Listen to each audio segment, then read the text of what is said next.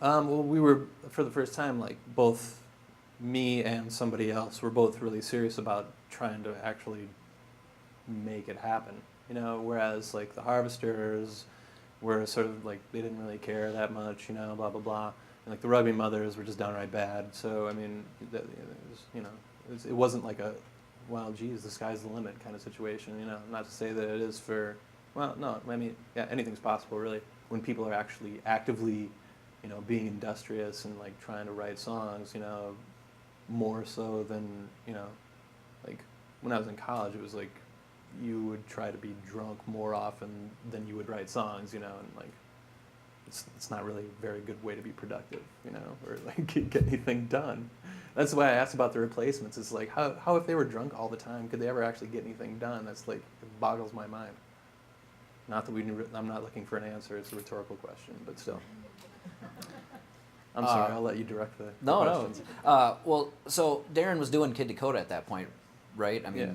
And right. was recording that, and I think the first times I saw you play music, you were playing with Kid Dakota as right. either a bass player or a second guitarist. Yeah. Or...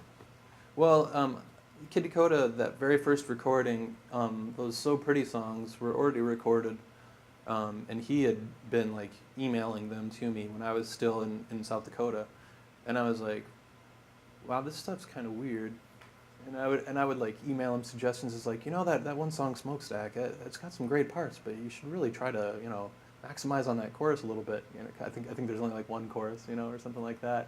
And he was just really like really aggravated with me and stuff with my stupid suggestions, because I was just a simpleton from South Dakota, and he was the big city kid, the once was farm town kid, but so, like, eventually we kind of, like, started to, like, our ideas started to, like, he became a little bit less highfalutin with his ideas, and, so gradually, like, we sort of met in the middle a little bit on some certain things. But yeah, like, playing with Kid Dakota was a really good learning experience for me, because the degree of musicianship was much, much higher than anything that I had ever been a part of up to that point. And so, like, having Christopher McGuire say things like, it kind of sucks every time you come in, Eric. You're going to need to work on this a little bit harder. And I was just like, geez, man, these guys are tough.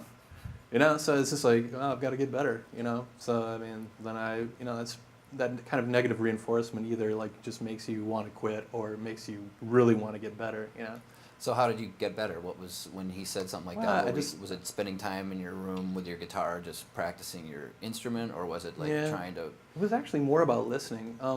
Like, you can turn your amp up and sit in a room with a bunch of guys, and they all have their amps cranked up and stuff like that, and play really loud music with the sort of assumption that, like, when you get to a venue and play a show, the sound man's going to sort it all out and make it make sense, right? But yes and no. If you have a bad sound guy, it's gonna sound equally as crappy out in the audience as it is on stage. So the goal of Kid Dakota, and was at the time, well, I mean, it always was, is to make everything sound on stage the way that you wanted it to sound out in the audience. It's like the attention to dynamics and being quiet in certain spots, or, like, sneaking into a part and, like, swelling in, or, like, dynamics were, like, that was everything. And so, like, when I would come in kind of like in my sections, like, I don't know if any of you are familiar with his songs, but, like, a lot of them are really slow and they take a long time to develop, and they don't all just kind of, like, go. There's, like, a really quiet part, and then there's, like, 1% more volume in this percent, like, specific section. And so I would come in like a clodhopper and just, like, yeah, this is my part, and be all super loud and stuff, and totally just break all the vibe and everything. And so it's just, like, a matter of, like, oh, you mean if I listen to everybody else, we'll sound better? I see. And that was kind of a revelation for me, but it took that kick in the ass from Christopher to make that connection. How did that start influencing your own stuff? I mean, you were writing your own songs all through this time, and right. And then you and Darren started writing songs together, or, I mean, there was this Camaro. You started calling it Camaro. How did that morph? Me and Darren never really wrote songs together, actually. I was into the idea. He was not really into the idea.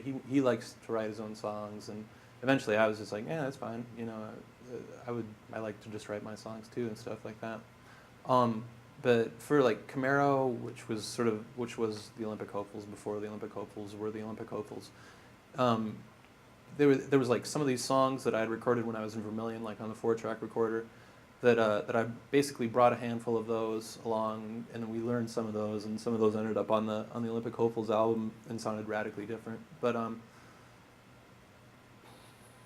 and then he had sort of a collection of songs that were from his like pop writing. I don't know, whenever he wrote those, like when he was in college or something like that. But and so we just kind of like took those and worked with them, and then. So it was more you had a song, he'd learn parts for it. Yeah.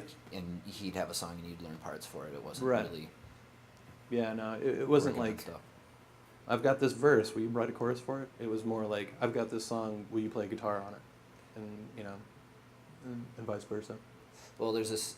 This is some of that 4-track stuff that you wrote.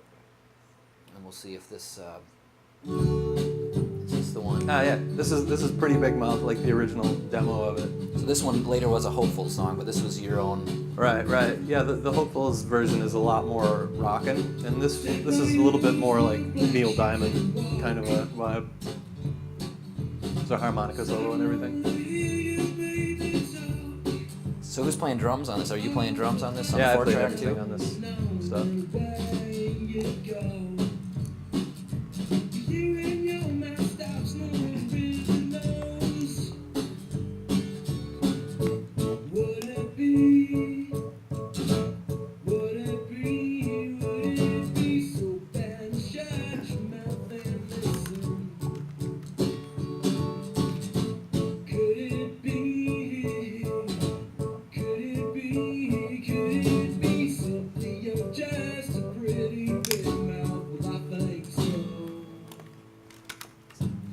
All right, so we've got.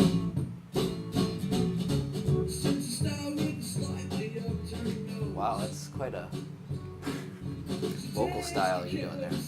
Yeah, I had to adapt my vocal style to the fact that I had a really bad microphone and and a really bad recording setup. But that just made it actually sound worse. So here's the Hopefuls version. What changed? I mean, what was the big? Still harmonica. I mean, it sounds quite a bit different. Yeah. I mean, it's self-evident, I guess.